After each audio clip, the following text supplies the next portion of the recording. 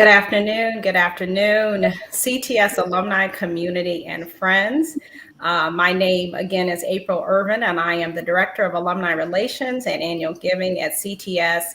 And so very grateful for the opportunity to come back together for our CTS Alumni Speaker Series. It's been a while. We actually had our last speaker series last June, but we've been pretty busy at CTS. So a lot of things have been going on, and just grateful to come together with our community and our friends and my amazing panelists this afternoon to talk about a very important conversation. We all know what we've experienced over the last 18 months in our individual lives and our collective lives, and just thinking about the future of the church. And so that's our topic for this afternoon: sustaining faith, the future of the church. And as we come to the end of 2021, we have certainly seen the definitive impact of multiple pandemics on our lives, on our churches, on our communities. And during our time of chapel at CTS, the leader offered references that we've actually experienced a pandemic of sickness, of loss, of social injustice. And I would actually add a pandemic of distant connections, lack of empathy and compassion for our fellow man.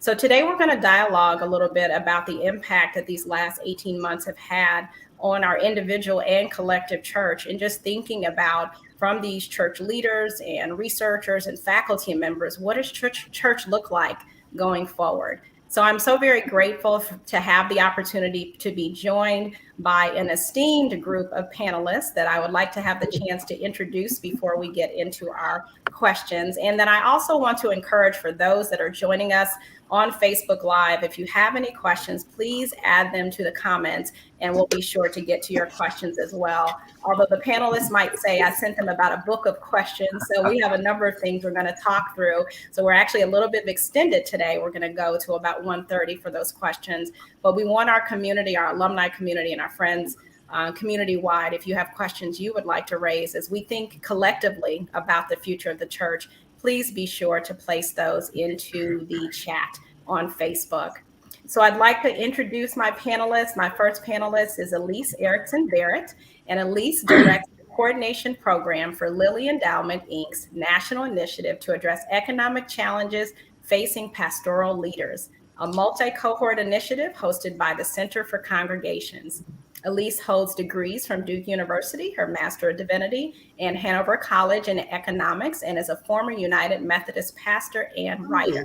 She currently is pursuing her PhD in American Studies at Indiana University, Purdue University, Indianapolis, focusing on issues of economics and congregational ministry, and working with the Shifting Ground Initiative at Lake Institute on Faith and Giving. And Elise is also the better half of our CTS's own Dr. Rob Saylor, the Associate Dean and Executive Director for the Center for Pastoral Excellence and the Lilly Endowment Clergy Renewal Program. Welcome, Elise. Thank you so much. It's an honor to be here. Thank you. And I'm just double checking my screen. We have one of our panelists. I'm going to go ahead and introduce her, and prayerfully she's going to be able to join us. I often share with our panel discussions, it seems like technology likes to do its own thing, but I'm going to introduce her and hopefully she can join us as well. Pastor Jennifer L. Carner. Pastor Carner has served as the first female executive lead pastor of the Greater Travelers Rest Baptist Church in Decatur, Georgia, where Dr. E. Dewey Smith Jr. is the senior pastor. She currently gives leadership to their membership care department and daily ministry operations. As an executive pastor, she leads a team of staff of pastors who serve over 18 ministries to a congregation of over 7,000 members. Throughout the pandemic, she has served as a producer and host for hybrid ministry opportunities for the Hope TV, a programming network designed to inspire and encourage online viewers and members of the House of Hope. Hope TV has amassed over 2 million views, and it has produced more than 30 programs or shows. Pastor Carner earned a Master of Divinity degree from the Candler School of Theology at Emory University in Atlanta, Georgia, and currently she is completing the requirements for her PhD in CTS's African American Preaching and Sacred Rhetoric, led by our own Dr. Frank Thomas. She is also the TA for my Intro to the Hebrew Bible class that I'm taking with Dr. Russell. I'm excited to work with her and prayerful that the technology and lights come back on soon.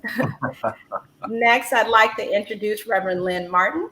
She is a CTS alumni, receiving her Master of Divinity degree in 2015. I had an opportunity to interview Reverend Martin several months ago and really feature her in a story. And her story is just really inspiring to me. But she shared she was inspired to attend CTS after participating in a ministers in training program and engaging with some of the CTS and faculty and leadership. And she shared she caught the CTS bug and was in the office the next week with the former dean ready to register for class.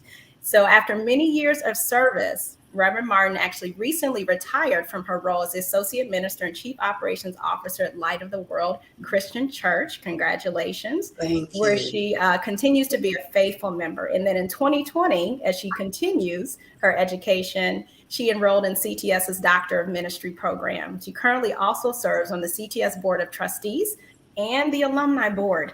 We are truly grateful for her dedicated service to CTS. Thank you. You're more than welcome. Next, I'd like to introduce Pastor Richard Reynolds. Pastor Reynolds is the founding pastor of New Revelation Church, which he leads with his wife, Lady Tanya Reynolds, who is one of my dearest friends and not the reason why he's on this panel. The church was founded in 2009 along with a faithful body of believers, and they continue to serve the kingdom of God in this capacity. He too is a CTS alum, earning his Master of Divinity degree from CTS in 2009, while serving as an intern at Light of the World Christian Church under the leadership of Bishop T.D. Garrett Benjamin.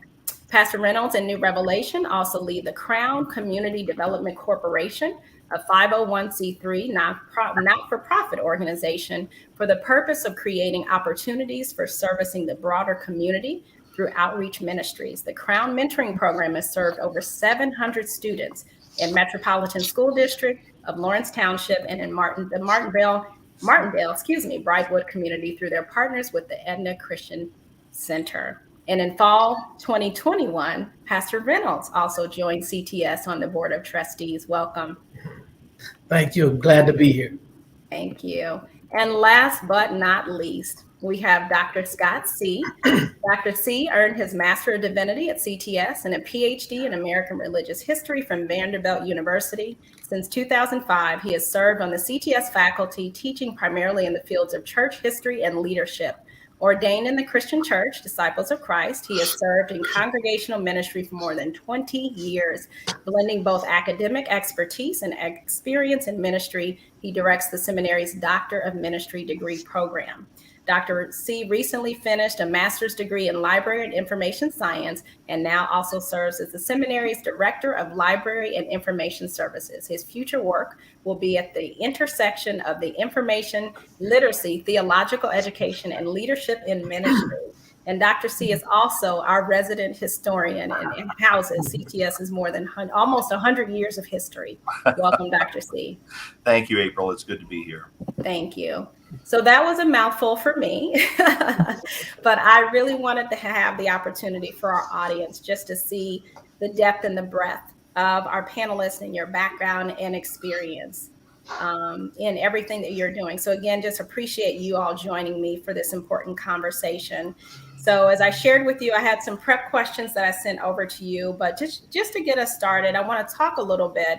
We all know what we've experienced over the last 18 months, but I want to take us back to kind of that beginning. Can you talk to us a little bit about how you all had to shift when we started with the start of the pandemic? As I've told this story, I feel like multiple times, I was blessed to join CTS on March 16th, 2020. And we went remote on March 17th, 2020. So I was blessed to be at CTS for one day. Hello, welcome. Yes, thank you, Pastor Carner. We talked about that last week, sometimes with technology, but we are so grateful that you're joining us. Thank you. So that was my experience in starting with the pandemic and everything shifting. So my engagement has been this, where I've seen many folks on this square box. But for each of you, I just want you to reflect a little bit about how, as we started this pandemic and going through it, how did it affect your organizations and congregations? Reverend Martin, I'll start with you. Well, for me, as being the chief operating officer, we had to shift in a way to be able to communicate, first of all, to the members. I remember receiving a call from Pastor Janae and asking if we could work on some methodology on how to not only communicate with the members, but also to make sure that they were well and safe. She began by initiating a phone call system. And so for me, I'm a little technically challenged. So it was my responsibility to bring us up to speed from a technical standpoint. So of course we purchased packages where we could make phone calls and send messages to members. We had to do some updating to our database to make sure we had all of those numbers. We also purchased, Zoom packages and had to look to the members with those technical skills to help us do that. So we shifted fairly quickly. And being the operations officer, I'm quick to say that I feel like I'm a jack of all trades and a master of none. So technology wasn't my field. So I looked to the members in the congregation that I knew had those expertise, and we started there. Excellent. Thank you. Dr. C, how about for you? Well, we were in the same boat. We were remote with CTS, but even your work in leading the doctor of ministry program, what was the shift? Yeah.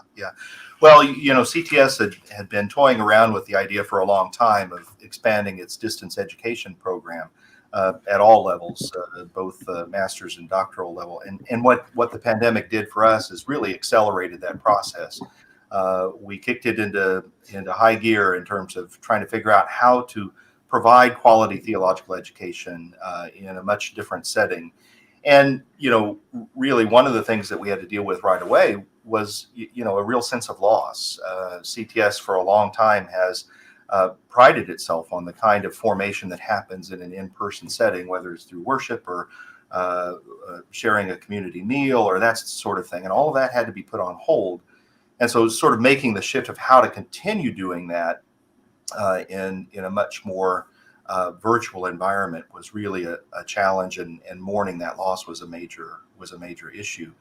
So accelerated movement in a direction that we wanted to go anyway, while simultaneously, like I said, mourning the losses of the way we used to do things. And so it was a kind of a mixed bag of emotions. I think, in the first semester, it was really pretty rocky, as it was for most of us in our various ministry settings. But we've hit our stride, I think, and we've made some tremendous progress in figuring out how to provide that same quality education in a virtual environment.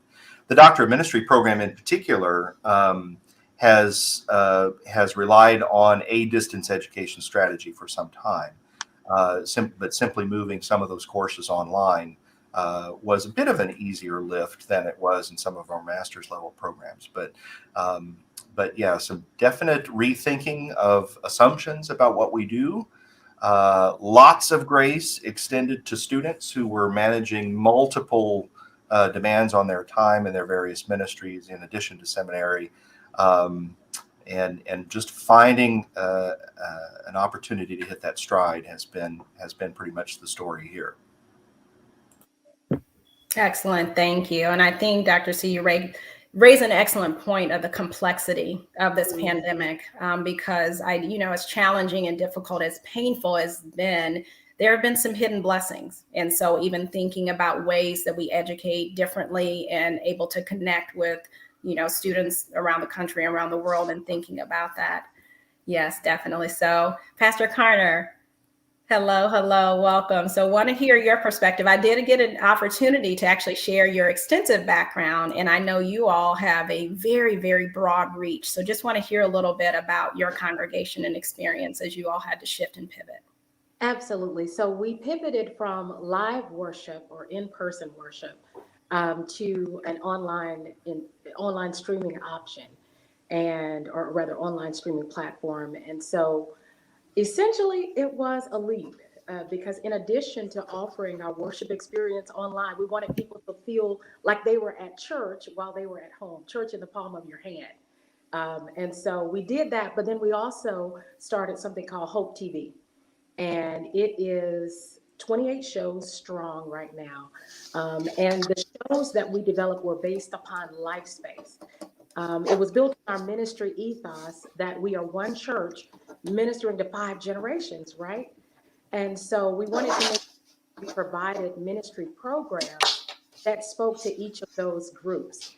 And so we have 28 shows and over 100 million views of our Hope TV content. So again, the pivot, and it was a leap, was from live worship to a mainly virtual worship experience. And then we developed 28 TV shows that we host on several different platforms that cater to the different age demographics and affinity groups that we researched within our congregation.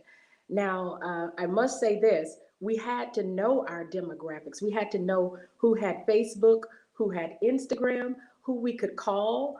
And so in us knowing our demographics, we were able to offer resources and communication opportunities for them based upon what means of communication they favored. Excellent. Thank you. Wow. As I read through and just hear that, wow. And so that is a significant shift. And I think it's indicative as well. Another aspect of the pandemic is just recognizing, what did you say, church in the palm of your hand? Yes. Definitely. As we think about, again, a hidden blessing where, the gospel is going out in so many multiple platforms and reaching so many different people. And we'll talk a little bit more about this, but that monumental shift, you are a media company, Yes. as a result of doing that and just thinking about the differences between congregations and being able to experience that. So thank you for sharing that. Elise, how about for you and your organization? Sure. And I think the coordination program that I am working with, we interface with all of these different grantees that among them sort of touch about 2/3 of American Christian congregations. And so I think it's a little more interesting for me to talk about what I observed as I was working with these grant directors who in turn were working with local pastors on the ground. And I would just echo what we've heard already. The impact of the pandemic was diverse. Everybody was pivoting, but the way people had to pivot was quite different depending on context and, frankly, resources. So we have some congregations who had never even thought of creating an online platform, either because of financial capacity or because of theological conviction about what's happening in the worship space. And then we had some congregations who were already on multi-site campuses, and their pivots were different. They were programmatic pivots. And one thing I did notice my directors doing was discovering that instead of doing so much general programmatic work with their constituency, their pivot was to lots and lots and lots of one-on-one work with pastoral leaders who were really, really stretched, right?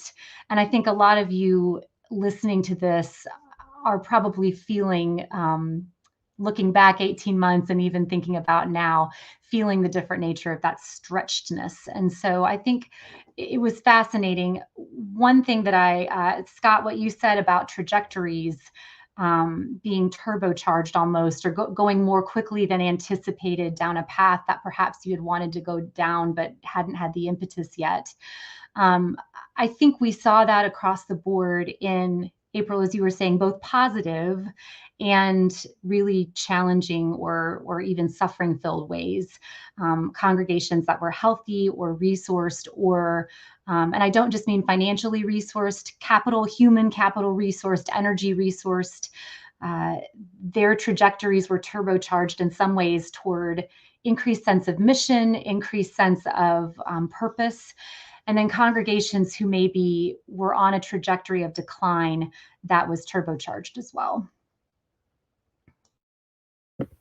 Thank you. Yes, that's, definitely an unfortunate reality where, as you share, some were able to pivot and have the human capital, the investment capital, be able to do that. But then there are others who had to close their doors. And so that's the difficult, painful part. And as you address too, just the stretching, the continuous stretching. And it's been 18 months of stretching, and it seems like that stretching is continuing. So we'll want to talk a little bit more about that as well as we think about the sustainability of pastoral leadership as well. Thank you. Pastor Reynolds, how about for you? Well, we experience what I might call stream or sink. We're all familiar with the phrase swim or sink, but we had to stream or sink. We're a smaller congregation, and we were having conversations about beginning to invest in live streaming for our congregation, and all of that was sped up. We had to press fast forward. As a matter of fact, our congregation was one of the benefactors of funds provided through Lilly and the Center for Congregations that our colleague just spoke about. And it was a tremendous blessing for us. But we had to move swiftly and make these adjustments in our context. As I began to minister and stream on Facebook Live and other platforms, I literally did it from my kitchen table. And I was communicating, I'm providing ministry from my home to your home, from my kitchen to your kitchen. And we're just grateful to be invited into people's homes. It turned out to be a blessing for us because it increased our reach and expanded our influence. But it was a tremendous learning curve. I mean, I was spoiled, I'd like to say, with just needing to show up on a Sunday morning, prepared to preach, because the media team, the worship team, and everybody was there to do what they were assigned to do. But in this context, I found myself having to be a production director. And I was grateful really for my youngest son, who rose up to become our media star and began to learn a lot about live streaming technology and really helped to keep us afloat and pull some of that weight off of me. And so now he's learned some new skills. And he's continuing to serve in that capacity. But it's an ever going experience. It's not over. We're still experiencing the ramifications of COVID inside the church and outside the church in the community. But for the most part, I'm just grateful to be a part of a resilient body of believers who have begun to come back, at different paces, but coming back and staying connected, whether they're in person or online through streaming. And certainly as we move forward, we know that we will never stop streaming, but we'll continue to invest in that technology. It has served to be a blessing for us. Thank you. Definitely a lot of stretching, a lot of pivoting. And I'm not sure if the media aspects, I haven't experienced the Master of Divinity. Did they teach that? Is that a class now that maybe we need to include at CTS? But it is just the reality. And that's why I'm grateful for you all to join this afternoon, because it shows the spectrum of experience based on size of congregation, type of organization, different roles, but just that shifting that had to happen, at the beginning of the pandemic. But we're now again 18 months in. So let's just talk a little bit about where we are today. Richard, you shared that we're still that shifting and continuation. And we also recognize that is never going away, that streaming aspect. I want to get your opinion on something. So I will admit that I am one on Sunday mornings that I benefit from multiple congregations all around the country. I go back to my congregations in Chicago and listen. I come here to my home church of Eastern Star and listen. I go to Dallas, Texas with Reverend Dr. Freddie Haynes III, your cohort member, and listen. And I listen all, and it's a blessing. That's why I consider it a blessing that the word of God is just going out in so many different ways. But what's the impact on our congregations? It's the recognition that membership is shifting, finances are shifting, giving is shifting. But just want to hear your thoughts a little bit about that, of when we are looking at moving forward. What does membership look like now in our congregations from your experiences? Well, it looks very different. You never know who's going to come back or when they're going to come back. And so you have to be ready to move and to begin to position new people, train new people. But it's really been a blessing. I mean, when it comes to, that reach, My mother lives in Atlanta, right down the street from House of Hope on Flat Shoals, very close. I go there when I'm in the city on a Sunday. But she's worshiped with us every Sunday now as a result of the pandemic. And there are examples like that, other people from around the country that we would not have had the opportunity to connect with otherwise. And so we have to, roll with the punches. We have to ride with the wave, right? And make that adjustment. We might lose some, but then we'll gain some at the same time. And so it's going to challenge us to be more creative in our approach to make sure that we have a broader reach and think outside of our zip code, right? Yeah. Or the side of town that we're on, and recognizing that now we're poised and positioned to be able to connect with somebody on the other side of the globe. And we've literally made those connections. Definitely. That's a hidden blessing. Other thoughts on that? So in my conversations with our membership, they share with me, hey, I'm watching about 8 services on Sunday. They share with me that they watch some for the music, some for the prayer, some for the sermon. It's interesting. I think where we are as the House of Hope, I serve here as the executive pastor membership here, is we understand that ministry will not look the same after this is over. And so we've made some adjustments in our 2022 calendar planning such that everything that we offer is now hybrid, right? So whereas it might have been a live event, now we host that event online because we understand that our membership may not be comfortable returning when we do return. And so we've endeavored to continue with a hybrid ministry model. Well, what does that look like? I want to talk a little bit about our outreach program because that's a ministry that I serve with. When we talk about our outreach program, we would normally do something called Do Something Saturday, or we institute Do Something Saturday. And so this was a volunteer effort. Well, now we have to account, we talked about membership, we have to account for virtual members. So we have members who live in Detroit, but they have joined and they've completed new members training here at the House of Hope in Atlanta, Georgia. So what we've done is, along with the efforts of Pastor Jeffrey Fodlerer, who's our outreach pastor, our senior pastor, Dr. E. Dewey Smith, and our team, we've developed a cell group model for outreach ministry. So in 2022, when we have Do Something Saturday here in Atlanta, our membership cell group in Chicago, that kernel or core of members will have their own outreach effort in Chicago. And so what we've done in our ministry structuring and our strategic visioning for 2022 is we've implemented a hybrid model where we account for our online members, our virtual members, and even with care systems. I don't want to go on too long, but with care systems, we now even have a gift because we normally send a gift to those who are bereaved locally in our congregation, but now we have a special gift that will hold because we can't send flowers necessarily from here to Detroit.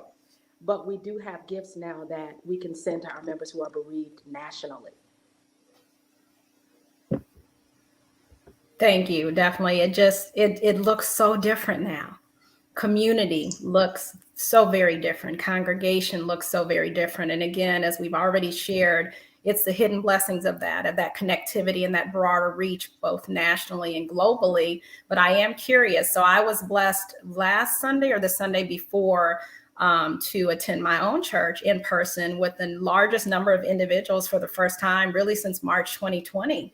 It was a little surreal and it was different. But I think about the connectivity. And so while the hybrid model is such a blessing, what about that connectivity? What do you think we're missing in that connectivity of connecting directly with each other in our congregations and our organizations? Any thoughts on that? Yes, one thing that we were able to do, April, in addition to our virtual services after we got technology figured out, while we had a number of people from across the country join our viewership or our church attendance, we also had many of our Sunday school classes increased. We had people from all over the country attending those as well. We had weekly growth groups and wellness groups.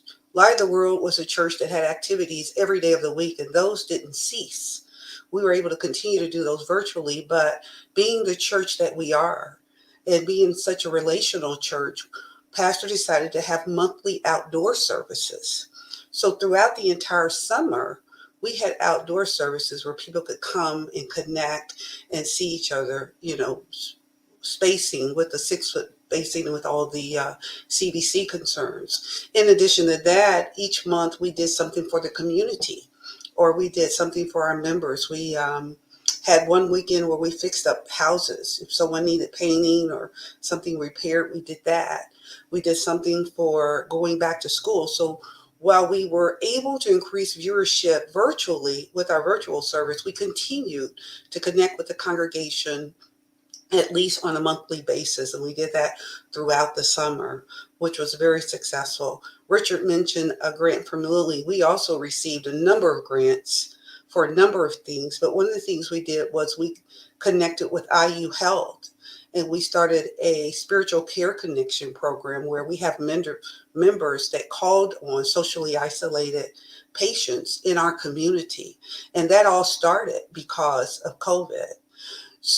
In addition to that, we also were able to do small ministry groups. We didn't actually have active ministries, but we did have to have videotaping for our services. And we also put together a little package called Church in a Box. So we would have a number of people, volunteers come, and we would provide safe places for them to put together little packages that included communion and tithing envelopes and little gifts. And we passed those out every month at church, and people would just drive by. So that was opportunities for us to see each other in a community way. So while the virtual services were wonderful, Light of the World found a way to connect with not only the members, but the community and form new relationships with this social isolation piece with IU as a result of the pandemic. Excellent. Thank you. Thank you. Acknowledging that social isolation piece is so very important. And I think that's the piece as we think about the opportunity to come back in person and in connecting in person. I think that's impacted individuals a great deal. So that's wonderful that you all were able to strategize on that and connect with individuals. Other thoughts on that, Dr. C, from your experience, even in working with the DMin students, what have you seen of those shifts there? Yeah, it's a great question. I was thinking about sort of how my own teaching has been impacted by the pandemic, and I would say in a very significant way, I'm relying on a much greater variety of teaching and learning resources than ever before, partly because those resources are becoming available as people in various contexts pivot because of the pandemic, but even becoming one of those content producers, right? I can't tell you the number of lectures I have recorded, that are now available in perpetuity. Yeah. For the first time last semester, for example, I offered a course that did not use a single textbook. It was done entirely by open educational resources and content that had been produced by others. So that's happening also in the ministry of the tiny little church that I serve part-time as well. In our service, our service is an asynchronous service, and so everything is recorded and available. You can worship on a Tuesday morning over coffee if you want.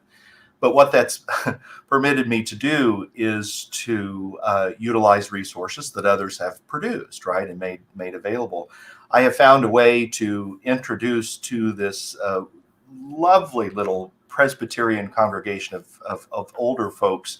I've been able to introduce new styles of music, right, that would otherwise have gotten a considerable amount of pushback in a live setting. But in an asynchronous service, you can introduce those kinds of things because if people choose, they can simply shut it off, right? But they have experienced it nonetheless and seen a variety of different ways of worshiping. And so utilizing resources out there that have been produced by others has been a significant part of both my teaching and my leadership in the church, including the Doctor of Ministry program. Excellent. Thank you. Yes, all of this lives on in perpetuity. So everything that we put out on YouTube, but again, as I shared with you all, even for this speaker series, that's the beauty of it, but it does live on and it's able to be accessed. And I think just the exposure and the diversity too that many in congregations are experiencing, it's a beautiful thing. I think that is the opportunity to really just integrate us in different ways that we haven't been able to connect before. Elise, I wanted to ask you a little bit based on your work with pastoral leaders. What have you seen in this area as well? Sure. And again, we've already seen represented on this panel the sort of diversity of responses, of learning, of creativity. It was really interesting, and it's been interesting watching the rhythm of how this has unfolded. And I think the rhythms of energy are important for us to attend to as we think about caring for one another in this ongoing season. I think at the beginning, everyone was in emergency pivot mode, and I must find all the creativity. And there were so many survival-based strategies for how do I care for my people? I've got someone in the hospital with COVID. I can't go see them. So how do I pivot there for pastoral care?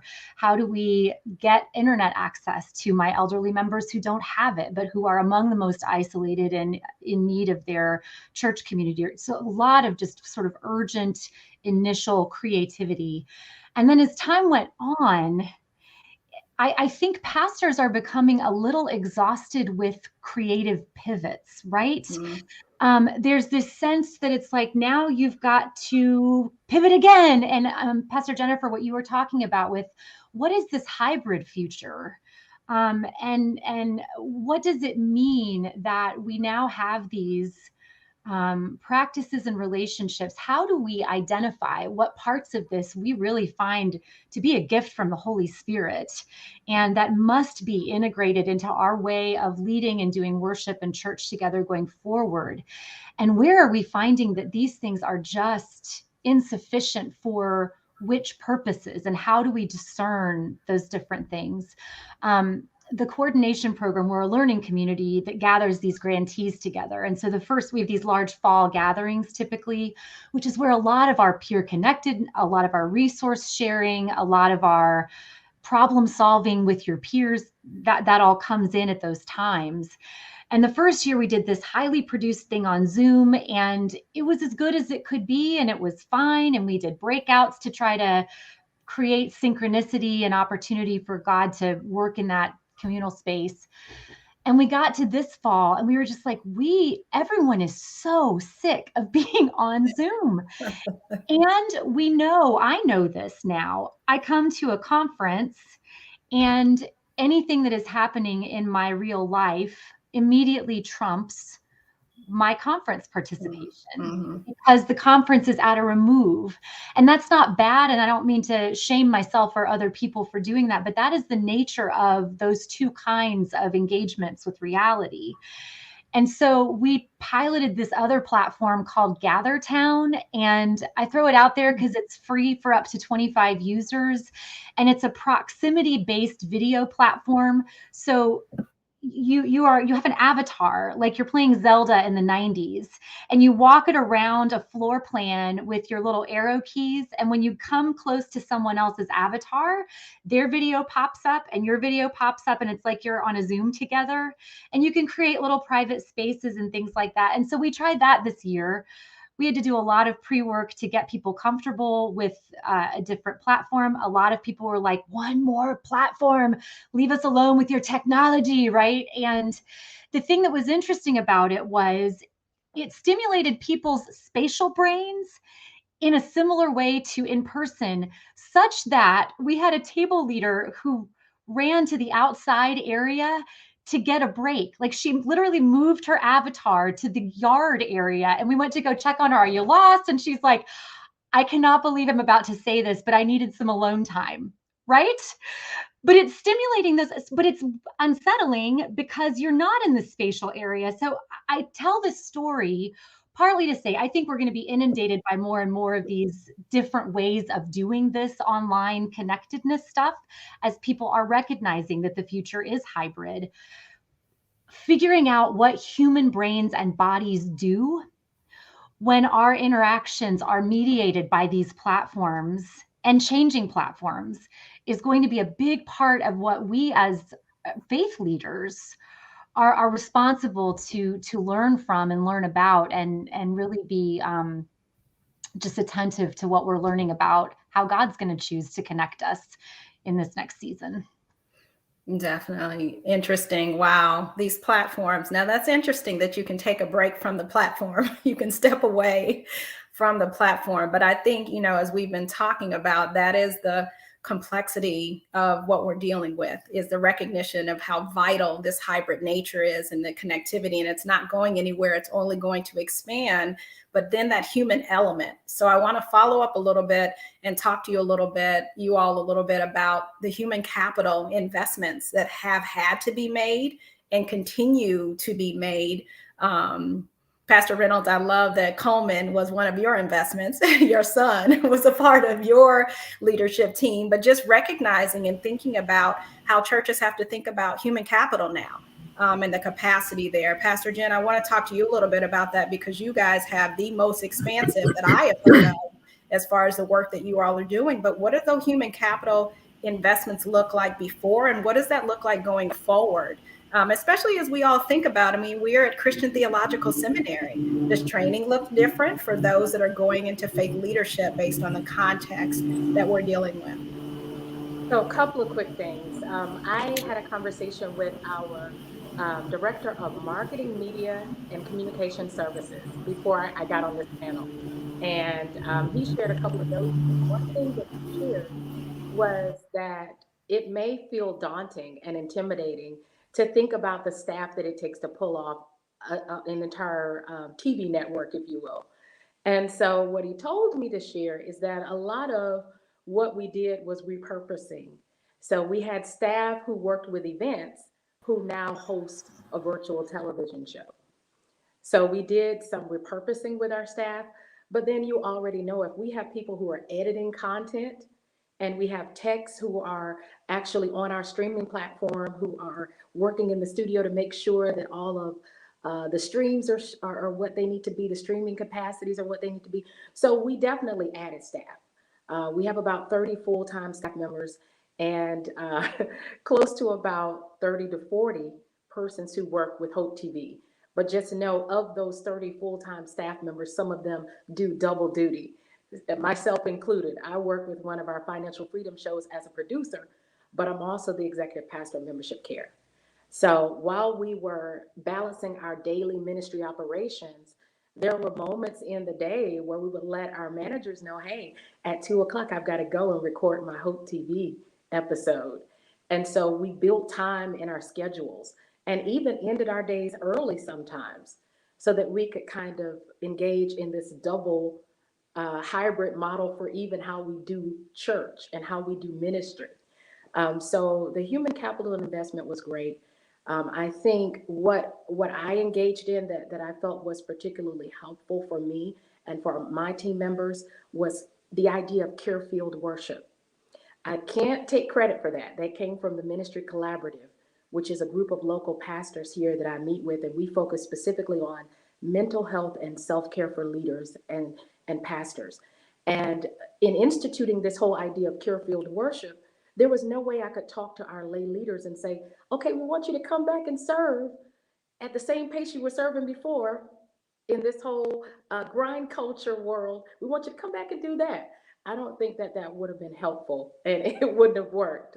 So I invited our leaders to engage in care field worship and care field work practices, where we take breaks when we need to, and we schedule time for rest within our week, so that we don't ascribe to the same grind culture that the pandemic gave us a break from. And so that has been how I've built our volunteer teams to return more healthy than when we left ministry in March 2020 ministry work. Excellent. Thank you. You raise a critical issue that we are going to talk more about as well when we think about that self-care and the sustainability. And, we have the clergy renewal program at CTS, and just how vital that is. And it's the recognition that for those in leadership, and then also for lay leaders as well. We've all been pushed to our limits. And if we don't focus on our own mental health and our own self-care, that's a critical issue. That's going to be a real challenge. When we think about sustaining faith and the future of the church, it's my hope and prayer that that is a dedicated focus, because all of us have been impacted by the pandemic in many different ways. I want to go to Pastor Reynolds because I know that you recently were granted a clergy renewal grant through that process. Congratulations. And just want to talk to you a little bit about that, the issue of, you all know my ministry is burnout. What an interesting ministry God gives you. But it is just that recognition that you all have been put in a place where you are talking about burning the candle at multiple ends, but just thinking about that, Pastor Reynolds, what are your thoughts on that when we think about that self-care for pastors as well? I think that the pandemic intensified the need for self-care. The pandemic happened and we just had to respond. And in a lot of ways, pastors, I think, experienced isolation. We still had to do ministry, but we were doing it by ourselves or with an even smaller group of people than we were engaging ministry with before. And so out of that, where much of the church, our members were taking a break from church, we were working harder than ever because we still had to teach, we still had to preach, and some of us had to learn more about technology than we ever wanted to know, things that we would be glad to delegate. And so we just had more on our plates. And so it really speaks volumes to the fact that the need for self-care really has intensified as a result of COVID. Matter of fact, I'm tired right now, but I'm glad that, my wife and I are getting ready to get away with some other couples for a couple of days. We're out of here on Wednesday morning. And so I'm glad about that and have been able to be intentional about taking, breaks during COVID. Matter of fact, prior to COVID, I think I was out of my pulpit more than ever before. But the way COVID came about, it was every Sunday and it was throughout the week, and it was difficult, to find a way to take a break. But so I guess my reward, right, without even looking for it, was the clergy renewal grant. It was something that I'd always knew I would do one day, was just seeking for the right timing. And it sought me out because of what, the Lilly Foundation learned and recognized about the fact that most of the congregations that were taking advantage of the clergy renewal grant were white congregations and larger congregations. And so they determined that they were going to do something about that. And I was blessed to be a part of a pilot, the first pilot of African-American pastors from around the country, selected out of 15. I don't know where all this favor came from, but I'm grateful for it. And we're looking forward to beginning that. And one of the things that they did to accommodate smaller congregations like mine was give us the opportunity to spread the grant out over 2 years instead of taking 3 to 4 months all at once in 1 year, which is going to be different, depending on your context and whether or not that makes sense. And so that was really my only reservation before. It didn't make sense to me to be gone for 3 to 4 months. But when this adjustment was made and they gave us the opportunity to stretch that time period out over 2 years, it was a perfect fit for us. We're going to begin our family trip in June of 2022. And then the following June of 2023, my wife and I are looking forward to going to Africa and going on safari. So it's a tremendous blessing for us. We get to check some things off of our bucket list, and I'm grateful for this opportunity to be able to take advantage of this. And it's not just for me, but it's also for my family. That's one of the blessings of the Clergy Renewal Grant. It recognizes that the entire family is impacted by ministry. And so it not only provides an opportunity for families to get away and get a break, but you also even include the congregation in the process, right? Where they have say so, where there are different ways that they can participate, and where you can bring back, your findings from your time away. So it's a holistic program that focuses on not just the pastor, but his family, as well as the church family that they serve. And it helps really to change culture and to get congregations and even families to thinking about how important it is for pastors to have time away. Yeah. And include them in that process. So the pastor's learning and the congregation is learning a new rhythm was one of the things that we talked about, the rhythm that includes rest along the way. And as long as we can include rest in our rhythm, we can play a lot longer. Excellent. I love that. A new rhythm. I call it a forever pace. I'm always trying to get to my forever pace. What can I sustain over the long run? And I think that just speaks volumes to how vital this is through that program. And there's just the focus, because we put so much on our ministers. We put so much on our pastors and our leaders. And, I'll admit, sometimes I look at my pastor as superhuman, but we're all just human. We're just human. And so the opportunity, and I love that, Pastor Reynolds, that focus on family as well, and the congregation, because as leaders, we are the examples. And I think the opportunity for the leader to have this experience and to be the example, it then flows out to the rest of the congregation. So vitally important. But definitely with COVID and the pandemic, all pastors have been pushed to the limit. I know my own pastor is coming back from his sabbatical next month. And I remember talking to him before he was going, and he fought sabbatical for about 10 years.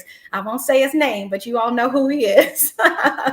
Pastor Jeffrey A. Johnson, sitting here.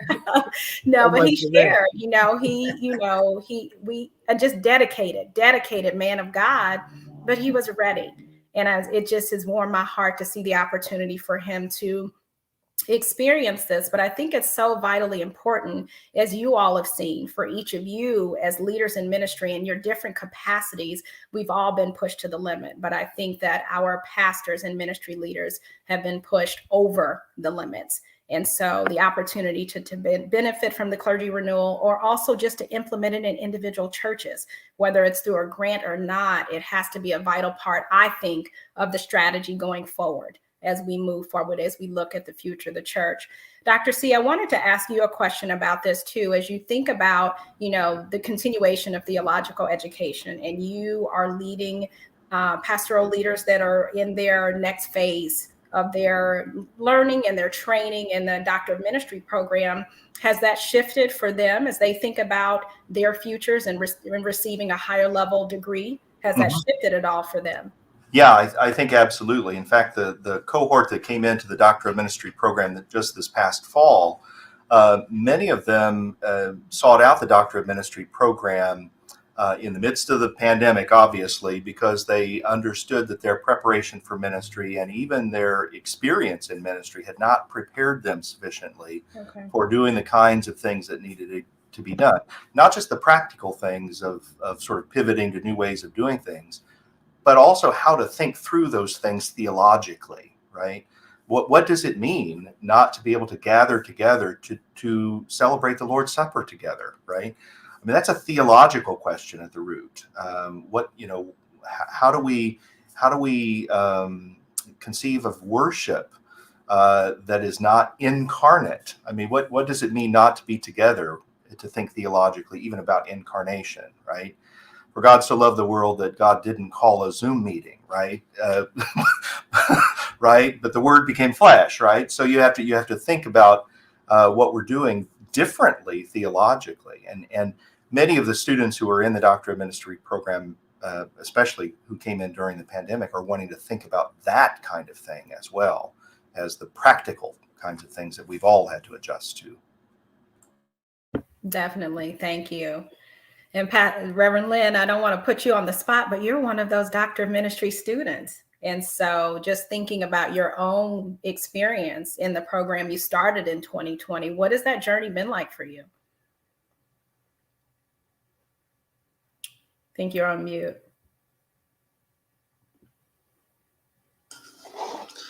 The technology piece was difficult, I think, initially. It's just challenging to be, on a Zoom with other students and a professor and get what you need and give them what they need. It took some time, but after a few weeks, we were able to sort of master that. I'm in a hybrid class now that I initially started going to campus for, but I found that it's easier for me in my life to do it virtually. One of the things that the pandemic taught me was you can be prepared for class in your pajamas. So, while the pandemic brought a lot of stress to a lot of leadership, it gave us as staff at the church and as students at CTS the flexibility of learning or working from home. And that was a blessing to a number of people, especially those people who had children who was doing education at home. So it's sort of a double-edged sword, on one hand, you don't have to dress and get up and go to work or to class. But on the other hand, you're stuck at home with your children all day and you get burnout from being in front of a video all day. Mhm. I have learned over the past 2 semesters, I would prefer to be in class because I think the engagement and the dynamics that happen in the classroom setting are much differently than if you're doing it via Zoom. I'll give you one example. In a hybrid class that I'm in now, the people on Zoom were doing a lot of chatting in the chat, and which left out the participation of the people who are actually on campus. And I had to tell the professor, hey, while that's a nice opportunity for us to be able to dialogue in the chat, it's not fair to those people who came out and they're sitting in class in front of you. So it's those type of things that you have to think about. I've enjoyed them both being on Zoom and being in class. But if I had a preference, I'd be on campus. Definitely. Okay, thank you. Pastor Jen, I want to ask you the same question. So the PhD cohort, the second cohort was on campus, about 3 weeks ago? You all were right across from my office, and it's such a blessing to see you guys in person. This is your first year in the PhD program. How has that experience been for you, both being an executive pastor and in the PhD program and hybrid and a TV station? What has that journey been like?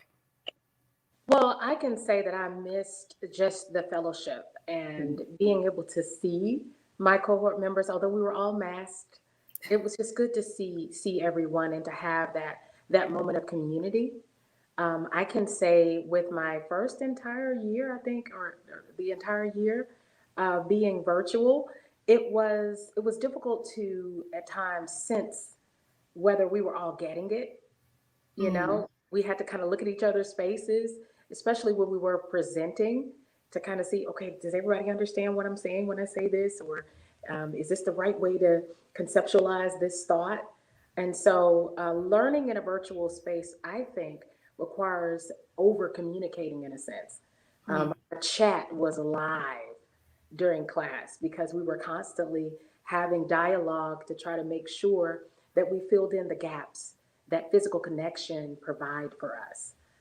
So I think it's been great in the sense that we've maintained our sense of community, even though we've been virtual. And I'm with everyone else who has shared. It has been exhausting to be on camera. For us, it was from 8:30 a.m. to 4:30 p.m. And so, of course, we get breaks, but still being on camera that long for 5 days was very, very challenging at times, but we made it. Excellent, definitely. And that April, extended period. Yes, go ahead. can I interject something? Yes. After listening to Lynn and Jennifer, it reminded me of so many of the students that we work with through our Crown Mentoring Program. In fact, one of the grants we were able to get, the Student Learning Recovery Grant, was created to help students who had lost learning opportunity during the pandemic catch back up. And, the impact on adults, based on what we're hearing and what we experienced is real, but you have to take that and multiply that exponentially to understand the impact on an elementary school student, to understand the impact on that household when that parent couldn't go to work, or they were able to work from home, but they had to balance trying to work from home and overseeing their elementary, age child being on Zoom, or even middle and high school. I mean, the impact and the stress that has been on everybody is enormous. And I don't think you can really calculate it yet, what the impact has been and what the impact will be. I mean, people talking about the economy right now, and the connection between the economy and increased gas prices and what was experienced through the pandemic and increased groceries, and everything is through the roof. But while we're talking about its impact on us, right, we're all called to be leaders. In order to be leaders, we got to be able to stay connected to what's happening in the lives of the people that we're serving. And so, even though we've been through this and it's been difficult for us, I mean, when you're talking about impoverished communities and people that were already stressed, okay, we're talking about how stressed we were. Yeah, but there were people who are a lot more stressed than us prior to the pandemic. And then so you have to multiply that impact on their lives. And so I just couldn't help but think about that, in relationship to what we're talking about. The community that we serve is really impacted greater, right? I'll say it this way to be nice. When more well-to-do people catch a cold, Get pneumonia. Poor people catch double pneumonia. Yes. Mm-hmm. Yeah, definitely. You raise an excellent point.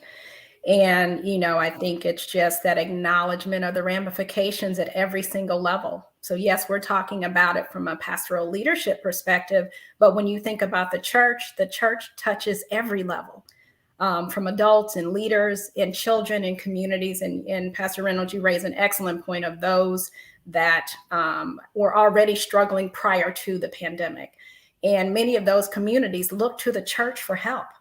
And so that's an additional responsibility, an additional strain. And so when we think about the future of the church, something that keeps coming up for me right now is just the human element.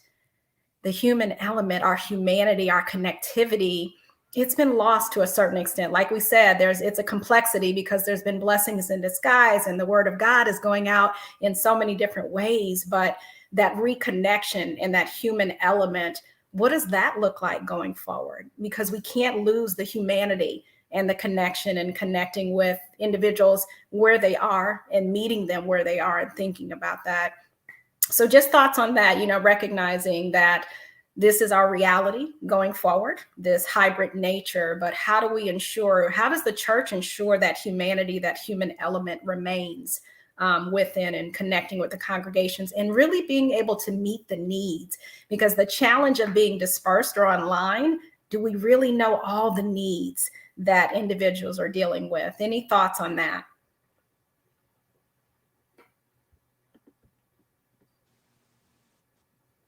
Well, I'll speak specifically about the preaching, being a part of the world's only PhD program in African American preaching and sacred rhetoric at CTS. I've given a lot of thought to what our preaching should look like in the future.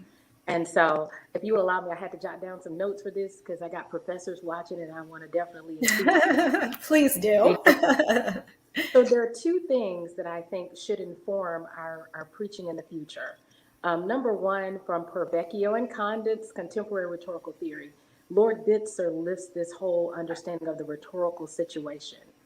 So the pandemic itself has created a rhetorical situation that, as Pastor Reynolds so eloquently outlined, has to be addressed in our ministry ethos and in our preaching. So we have persons who are dealing with food insecurity in our congregations. We have people on the margins. So that's the rhetorical situation that our preaching should speak to. And then the second piece is, I think we can take a page from the 19th century African-American women writers that I just learned about with Dr. Shively Smith, because they're dealing with the rhetorical exigencies of enslavement, the antebellum period. They're dealing with hyper-patriarchy. They have all of these exigencies that Ida B. Wells, Maria W. Stewart, Ella Ella Mitchell, no, Ella Whitfield, Frances Ellen Harper. They're all dealing with these exigencies, and we have similar exigencies post-pandemic that we're going to have to preach to. So I think we have to, in our preaching, to remain relevant and to have that human touch so that we're not tone deaf to what our congregants are experiencing. We've got to keep the rhetorical situation in mind, but then also I think we can look back on the rhetoric of others who've gone before us and faced similar exigencies for guidance and for strength. Can I just add to something that Jennifer just said? I think preaching and prophetic preaching from the pulpit is important, but the second part of that is pastoral care. Yeah. You know, you can preach from the pulpit, but you really need to get down and touch the people. And for me, I think the best way to do that is small circles or small care groups. Because of the pandemic, if we've learned nothing else, we've learned that we're all connected. Not connected to just each other in the congregation, but connected to each other in our community and connected to those who believe differently than we do. It's just a bigger piece to it. And for me, it's just as simple as just learning to love your neighbor, no matter who that neighbor is. We sit next to people each Sunday in congregations that we see from Sunday to Sunday that we don't know the stress, that we don't know the things that they're having difficulties with during the week. So for me, I think the pandemic has taught us to come together. I know my next door neighbor better because of the pandemic, because we've been, isolated to these homes. I know people of other faiths. I serve on an interfaith board, and I've intentionally tried to reach out. So I think we need to be intentional about caring for people, not only providing the word, but literally touching and caring for people. And I think we can do that in small circles. We need to readdress our mission statements. We need to take a look at them and see if post-pandemic we can do what we said we're called to do, and how we redo that, and how we just become good neighbors, how we continue to communicate with not only the congregation, but the community and the entire faith community, because it has impacted us all. So the other piece is worship options. How do we do worship? And I know we're going to talk about that, but how do we do worship going forward?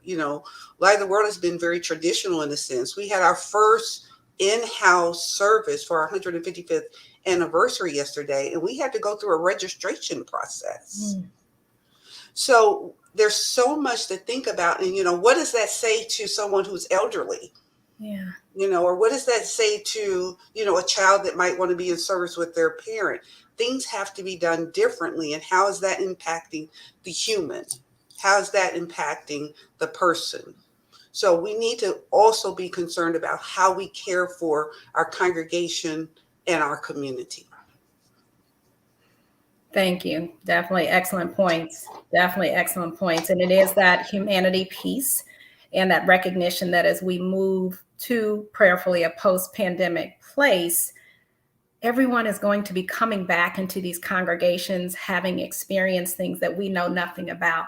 But it is that humanity, and it is that love and that connection. But I do want to talk a little bit more about that as we look towards the future from you all, from your experience. And Elise, I wanted to ask you, as well as some of the congregations that you're working with, what are they looking forward? As they look forward, what does that look like? As Lynn has shared, even for our church, we had to register, and we also had to show our vaccination card, and we also had to be masked.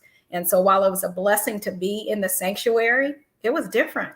It was definitely different. And so we had to wait to go outside to give a hug, to someone. But from your experience in some of the congregations that you're working with, what is the future starting to look like? I mean, it's such a great question. And April, I think, honestly, I'm going to sort of keep hammering on this. We just can't generalize over and over again. The church is a broad, diverse body. And I want to name that for a lot of pastoral leaders. They're contemplating going back into congregations and going back to the point about dehumanization, where the fact that their primary interactions with their people were online, and the fact that there's been so much political inflamement, right, means that we have pastors who have been a lightning rod for all kinds of excruciatingly painful, in some cases, life and death at stake from the pastor's leadership perspective, really, really intense periods of suffering that they are now having to figure out, how do I reconnect with the congregation, and do I reconnect with this congregation, or is it so damaging that I can't do it anymore? A lot of our grantees are noticing that, we address economic challenges facing pastoral leaders, right? So a lot of our pastors are maybe on the cusp between being able to sustain a full-time vocation and not, or trying to figure out what multi-vocationality looks like, or can I get health benefits figured out? These kinds of questions. The new questions that are coming up are, how do we help these pastoral leaders afford mental health care? How do we eliminate the financial barriers to recovery or to respite? How do we create maybe a mini sabbatical program or something? But these are in some cases, not all, very damaged leaders now, not leaders who are unwilling to offer their lives for the sheep of God, but leaders who have been really trampled by their flock. And then we have some cases in which, especially if the congregation and the pastor are really aligned ideologically, either in terms of particular kinds of care or in terms of really being on the same page that some kinds of carefulness are not needed, they're ready to roll. And they're already in a place where they're like, that was 20 years ago, what pandemic, right? Or we all really know what we need to do to keep each other safe going forward. And I'm trying to describe this without a lot of judgment, because I think it's really important that we see the diversity and that we understand that pastors and their people are not always aligned, and that has created an enormous amount of strife. And I think that is going to continue to be a really challenging part of this moving forward as we try to envision, what does going back to church look like? Wow, thank you. Thank you. The spectrum is wide. The spectrum is wide, both within the church and outside of the church. Everyone has experienced this pandemic in dramatically different ways and touched our lives in dramatically different ways. And I recognize in an hour-and-a-half conversation, we're not going to solve this, but wanted to have the chance to start this dialogue and just prayerfully across our CTS community to continue the dialogue. God always cautions me to use my words wisely, but we are in a mental health crisis. We're in a mental health crisis at every single level. And it's really thinking about, from our context and thinking about pastors and those in leadership and ministry leadership, but it's at every level and across our congregations. And thinking about ways, I think this, again, another blessing in disguise is taking the stigma off of mental health and recognizing that we all benefit from trained individuals that can support us through this journey and process. But I do believe, as you all have raised, the idea of care, self-care, addressing mental health, respite, pastoral leadership respite, congregational respite. Even our church, it's been Sabbath rest for us while our pastor has been on his sabbatical. The church was closed on Fridays for the staff, and we as the congregation were supposed to be learning about Sabbath rest. But the complexity is deep. It's broad, and it's a great deal that all that are dealing with. And so what I'm grateful for this panel is that we've had a chance to talk about it at every level, from the pastoral leadership level, from the broad research level of looking across congregations, from the student level and the experience at the theological education level. But I do believe it's just the beginning of a conversation that's going to have to continue for a while. And none of us really know what the future looks like, but that's going to be my question that I'm going to ask you. What does church look like? What is, when we think about sustaining faith, the future of the church, and in thinking about that title, I really thought the aspect about sustaining faith. We're a hurting community.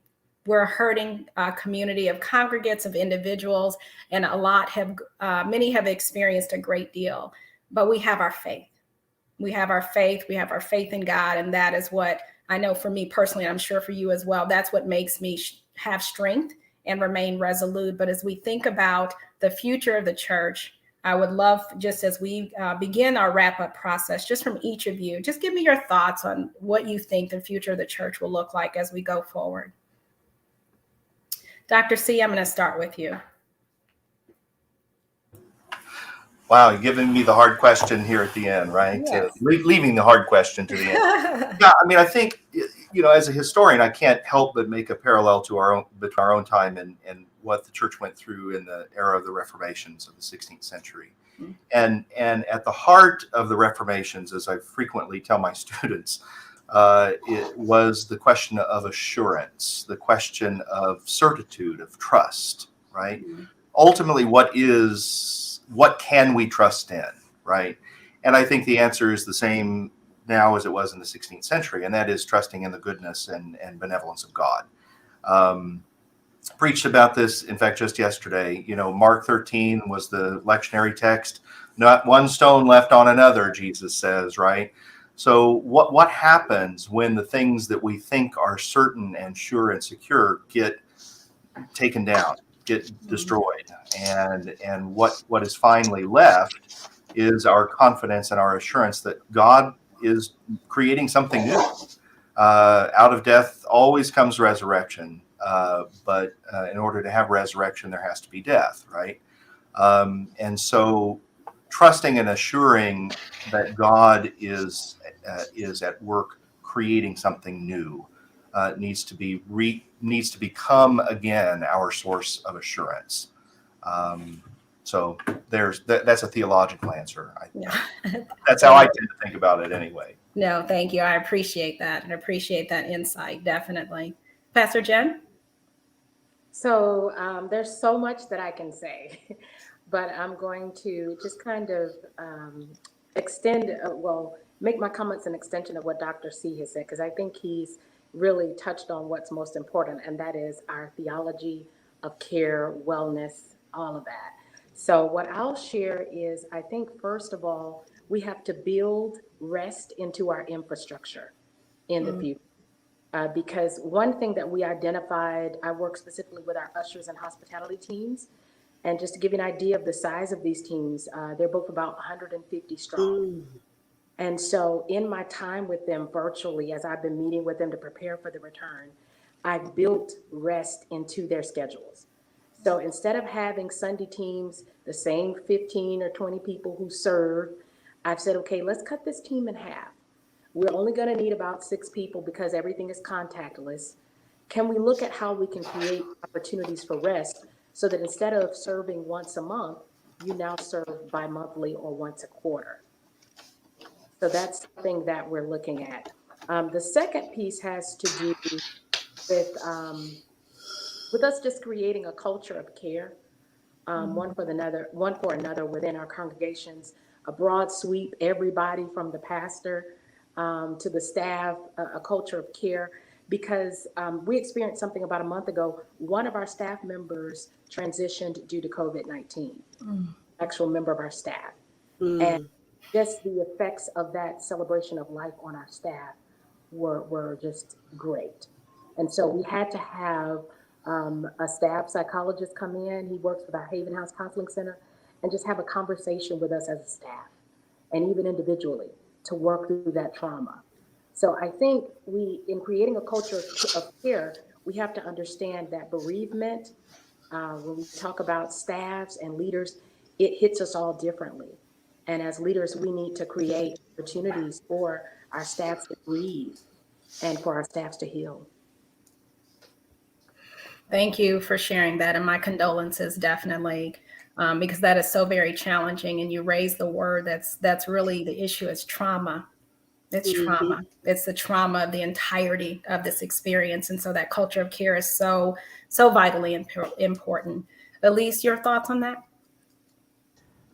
I mean, I'm not sure what to add to the wisdom that's already been shared, right? I think we've attended already to our vertical relationship with God and our horizontal relationship with one another. This is another source of wisdom. It's a bunch of really short little articles by other wise people trying to address this question. What does this look like going forward?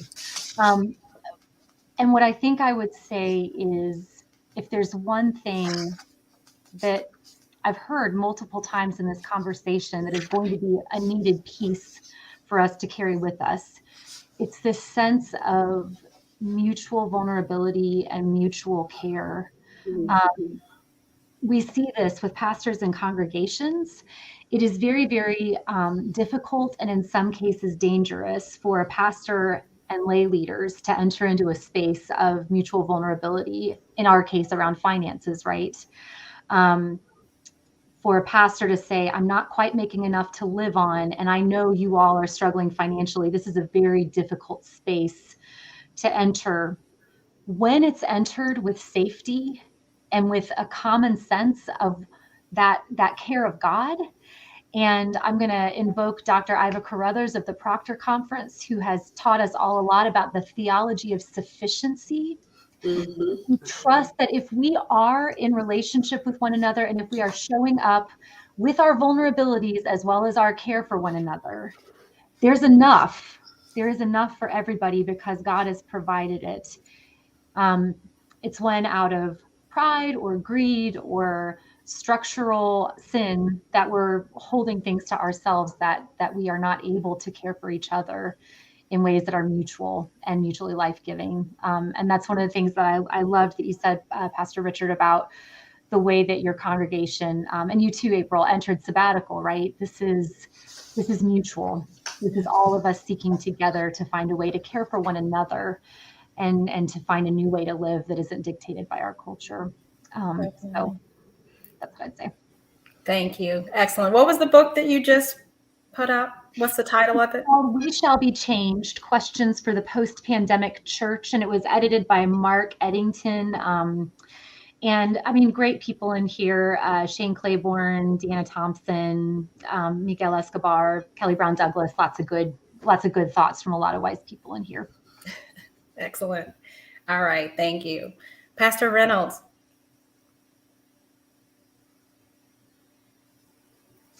Yeah, move. I had to keep adjusting what I was going to say because y'all kept saying it before I got to it. Great minds think alike. But you did leave me a little something to share. I think, on one level, moving forward, we have to be masters of media, because we're not going back to normal. I don't know about you, but I really don't want to go back to normal. I think the shakeup has been for a reason that we're still maybe trying to discover. What is the new thing that God is preparing us for? He's shaking up all the old structures and ways of doing things for a reason. And so I think we have to be open to the new thing that God is doing. And part of that includes media. But on the other side of that, we have to be even more sensitive to those who are isolated because they don't have access to the media. And so, for example, it looks like on the surface that abuse trends are going down, but they're really not. They're just not being reported because people are being isolated from communities that they used to have connection with. And so I think we're going to have to find new ways, or at least be hypersensitive to the realities of the least of these. Because though we're experiencing a level of isolation, even though we're still connected, well, they're not connected at all. And so how do we connect, whether it's the elderly or those who just don't have the resources for the latest technology, don't have internet access, we take our smartphones for granted and, our high-speed internet access for granted, but people who don't have that are just that much more isolated. And so we have to be more intentional about how we reconnect with them. And so we have to find, a balance between, using media the way we know we need to use it moving forward, but not forgetting those who don't necessarily have access. Excellent. Thank you. And I think we definitely saw that with the pivot to online education for our young people, in realizing that so many just didn't have the access. So it is that duality and looking at that. Reverend Lynn, I'm going to let you have almost the last word.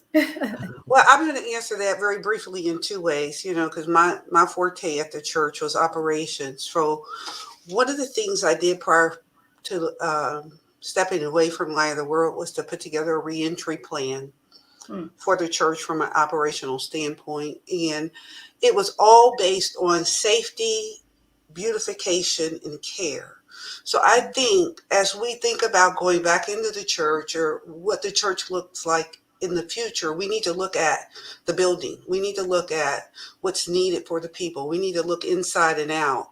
And one of the things that I focused on was the exterior of the building, beautifying the grounds, maybe thinking about putting in a prayer garden where people can come, putting up a shelter so they could have ministry meetings outside. So we looked at that. That gives people the opportunity to gather in safe places outside, redoing our playground for the kids and our parking lot, just really taking attention to the outside, and having did worship outside throughout the summer gave us sort of a preview to what that looks like, because people were really excited about seeing each other. We even held ministries outside. We had rehearsals for the kids' dance and choir rehearsals for the senior sings. So that's the first thing, is to really think about what you can do outside of the building and making it beautiful and safe for the members. From a pastoral standpoint, for me, is as I think about sustaining faith, what is faith? The substance of things hoped for, the evidence of things unseen. So we have to instill hope for the future. As leaders, as pastors, whatever our role is in the church, we have to continue to instill hope. And if that is by, doing circles of care, if that's by making phone calls, if that's by tending to the socially isolated, we need to instill hope to not only our members, because the church is part of a community. Yeah. So we have to look outside of the church and do what we're doing inside the church, outside of the church as well, connecting to the community. And that's why we want to look at, making space available on the outside of the church that's beautiful and attractive to the community as well. And the last thing I'm going to say is we need to continue to consider our interfaith member, our friends and family. We are all experiencing the same pandemic, but we often only look to ourselves. So as we look to the mission and vision of the church going forward, we need to have opportunities to fellowship, to interact with people whose faith traditions are different than ours. Excellent points, excellent guidance from each and every one of you. Thank you for that. Definitely, I often say that we are more alike than we are different. That's it. We are more alike than we are different. And the only way, from my perspective, as we think about sustaining faith and the future of the church, is for us to come together, no matter what, no matter faith traditions, what we look like, experiences, just to come together. So I just want to say thank you to each of you for taking this afternoon to have this really important dialogue. It has been a rich conversation. And as I had shared, it is my hope that it's a continuous conversation, because this is a reality that we're all walking in, but just wanted to have the opportunity for our alumni community and our friends to dialogue with us on this important conversation. And we'll just see. We're coming close to 2022. I cannot believe it.